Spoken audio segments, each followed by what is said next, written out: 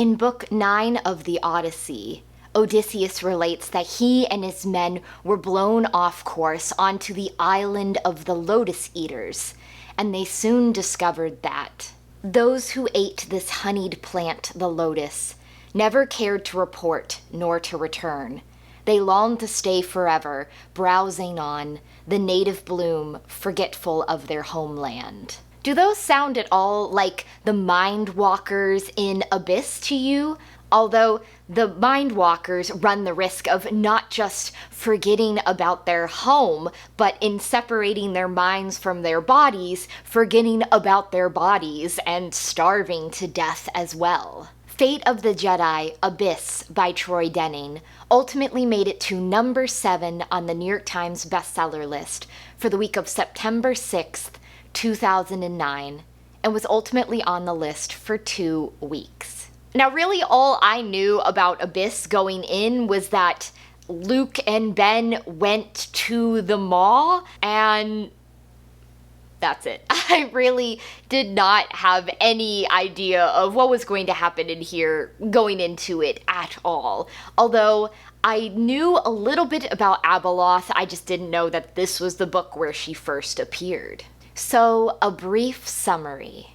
On Coruscant, the war of wills between Dala and the Jedi Order continues to escalate as more Jedi fall prey to madness and individual Jedi begin to push back against Kenneth Hamner's wavering leadership.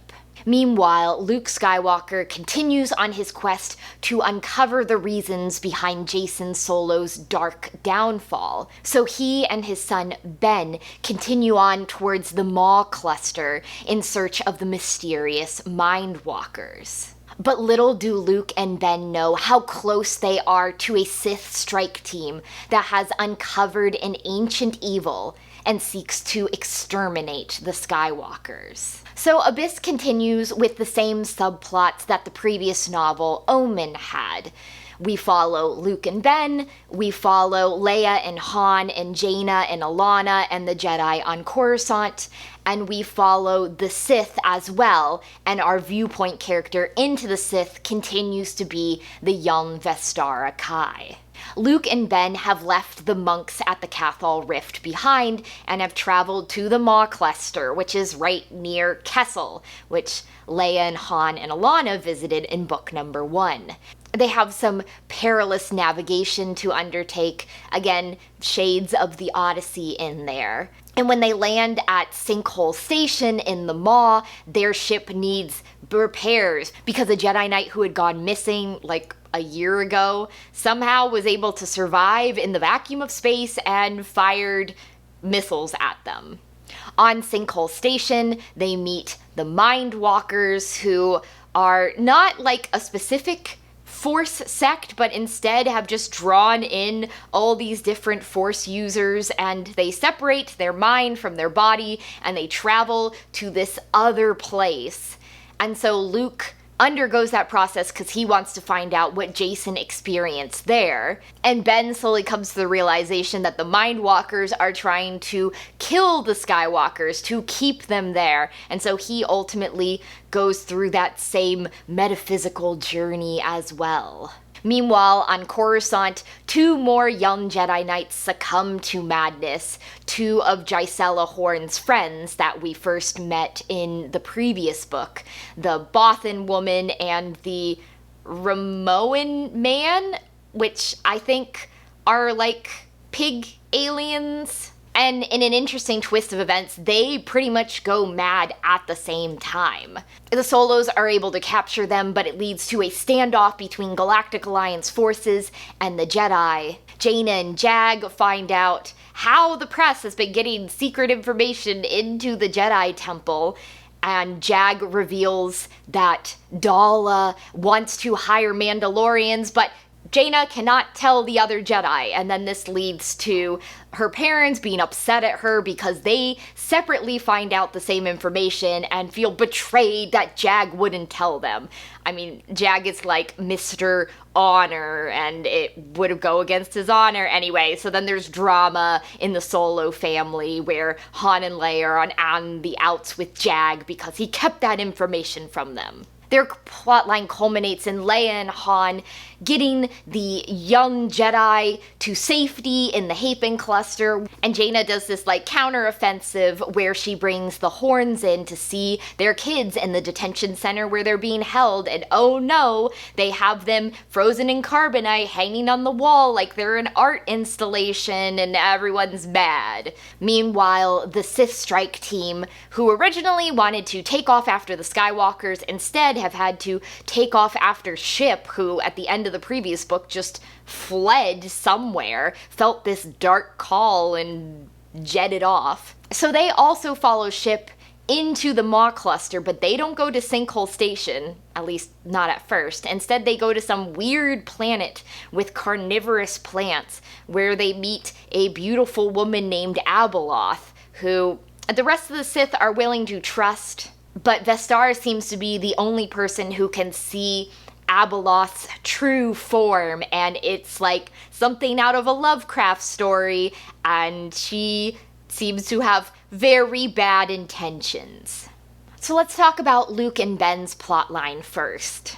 They definitely are developing a good rapport where Luke is not just teaching Ben, but they have the ability to joke about things together and to talk through situations and figure things out. However, as soon as they get to the Maw, Ben starts to feel weird. He has a memory of being a toddler coming there and just sensing this evil presence reaching out for him, and that may have been part of why he completely withdrew from the Force as a child, because that freaked him out and he didn't want to sense that at all.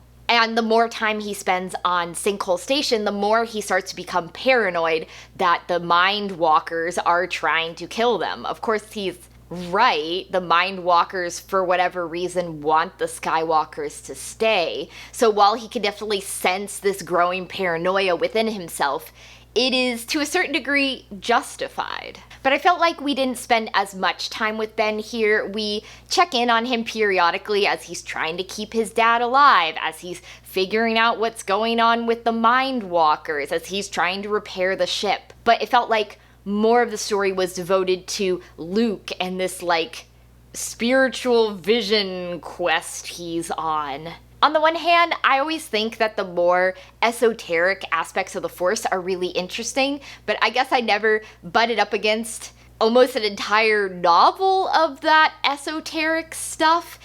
So I have to admit that maybe of Luke and Ben's, like, Force pilgrimage in Jason's footsteps so far, this was the one that worked the least for me, just because so much of it is like Luke in this spiritual region, and the Mind Walkers are all like, bathe in this pool, and Luke's like, this pool gives me very bad vibes, no. And they're like, yeah, Jason didn't bathe in it either. And they were like, drink from the font of power, and he's like, yeah, that doesn't sound like a good idea either. And they're like, yeah, Jason didn't do that either.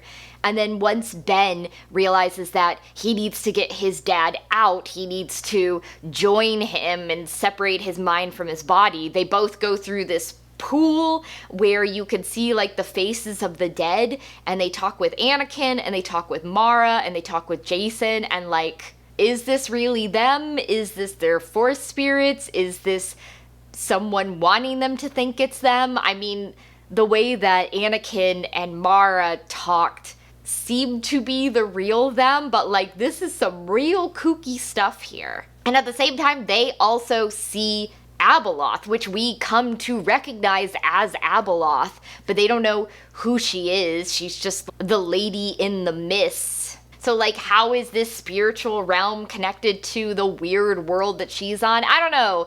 We don't find out here, but it's definitely strange and unsettling. And Luke and Ben get out of this, mind-body separation thing in time to flee from Sinkhole Station because the Sith are attacking them. The Sith, I guess, have gone from the planet Abeloth is on to Sinkhole Station. It's in the same Maw cluster, but I was like, that's pretty fast. Although you find out later that even though it seems like they've spent no time at all in this, like, metaphysical realm, actually weeks go by. But let's say that for the issues. That was one part that didn't work as well for me. And all the Sith are killed. I mean, their number was significantly winnowed down when they were on Abeloth's planet, but basically only Vestara survives, and she escapes, but Luke had marked her, I guess with that Night Sister Dathomiri blood trail thing that Jason put on his sister in the previous series. So it seems like the next book will be Luke and Ben chasing off after Vestara, because what the heck, there's a bunch of Sith now? I gotta investigate this. And I guess the only progress made on the why did Jason fall front is that Luke realizes that Jason saw a different thing when he looked in that pool than Luke saw. That Luke saw Alana, and there's a throne, and there's all these different beings of different species and races around, and everything seems to be happy. And that Jason saw a dark man on the throne. So maybe Jason's fall was somewhat precipitated by seeing that vision, but that's all Luke figures out at this point. And in Abyss, we spend a little bit more time with this lost tribe of the Sith to sort of see more of their culture and how they operate.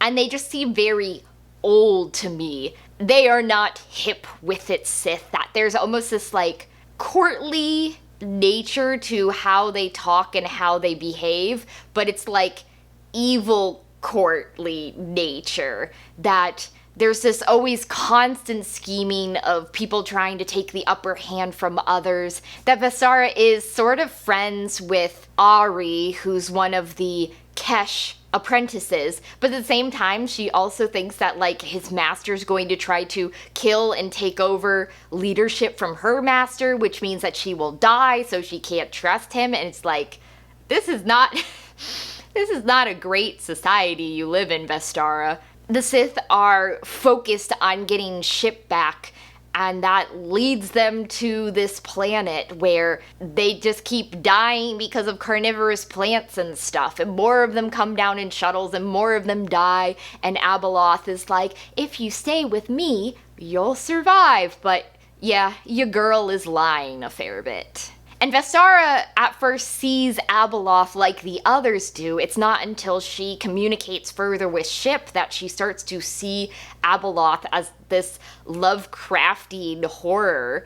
She has like tiny little eyes, and her mouth is like from ear to ear, and her arms end like here, and then it's just tentacles. I don't know if I want to Google a picture of that, because that sounds really freaky. And I think, too, the later bits with the Sith on the planet that Abeloth lives on get a little confusing, because the Sith decide to give up on Ship, that they're gonna leave, that they're gonna bring Abeloth with her, and then she senses that the Skywalkers are nearby, and she's like, we need to get them. And she wants to capture them, and the Sith want to kill the Skywalkers.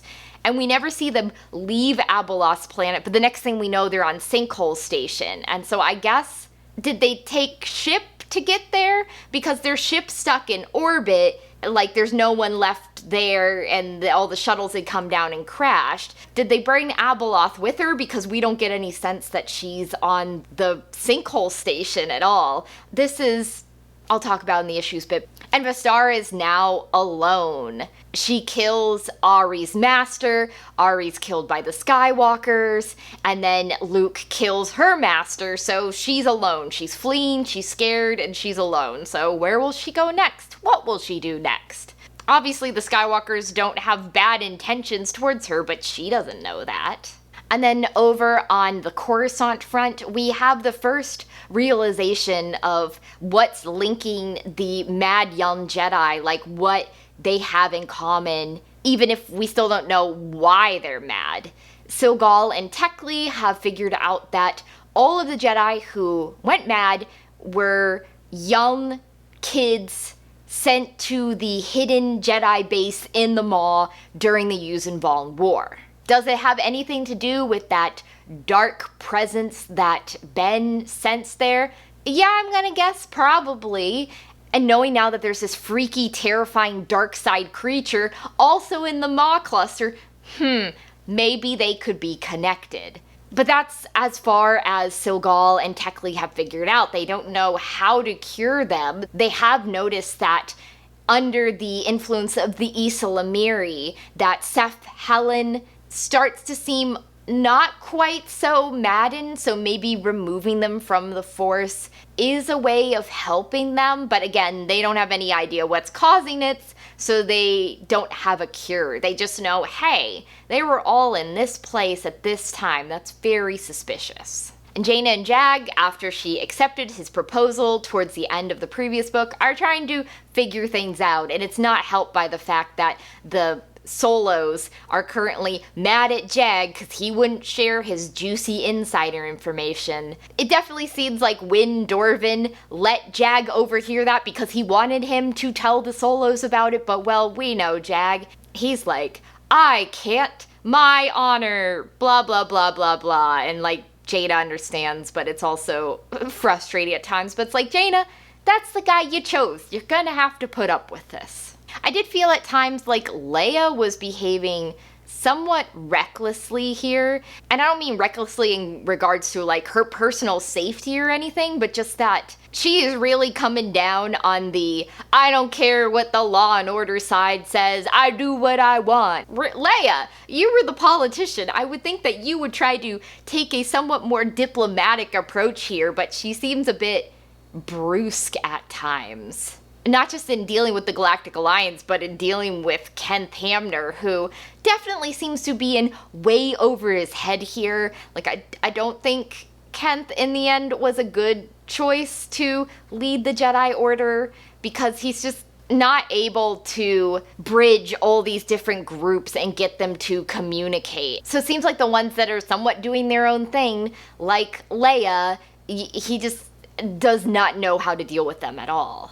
And in the end, Dala does call for Mandalorian support, because when Leia and Han are trying to secretly get the Jedi on board the ship so that they can take them to the Hapen cluster to, you know, hide out there away from the Galactic Alliance, there's Mandalorians and they have to fight them, and Leia and Han just straight up kill some of them, which I think added to my feeling of, wow, you guys are sort of reckless here. This is not helping the tensions between the Galactic Alliance and the Jedi at all when this comes out, I would think. So my first issue with Abyss was, I think, how little we got with the Sith plotline here, and that may have been because they're chasing after ship, then they're on the planet with Abeloth, and then they ambush Luke and Ben on Sinkhole Station. Like, that's it. That's all they do here. But it did feel like I was reading the book, I'm like, when are the Sith gonna show up? And they don't show up until chapter 8.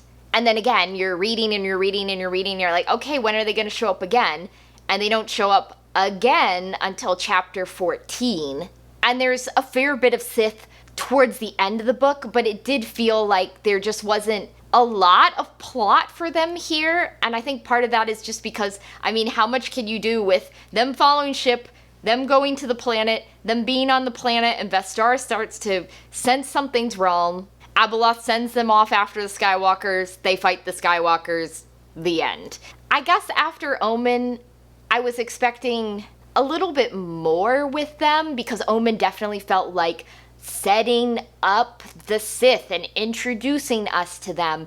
But in the end, Abyss didn't significantly use them. They definitely felt like the least of the subplots here. My second issue with Abyss was continuing on from book 1 and book 2.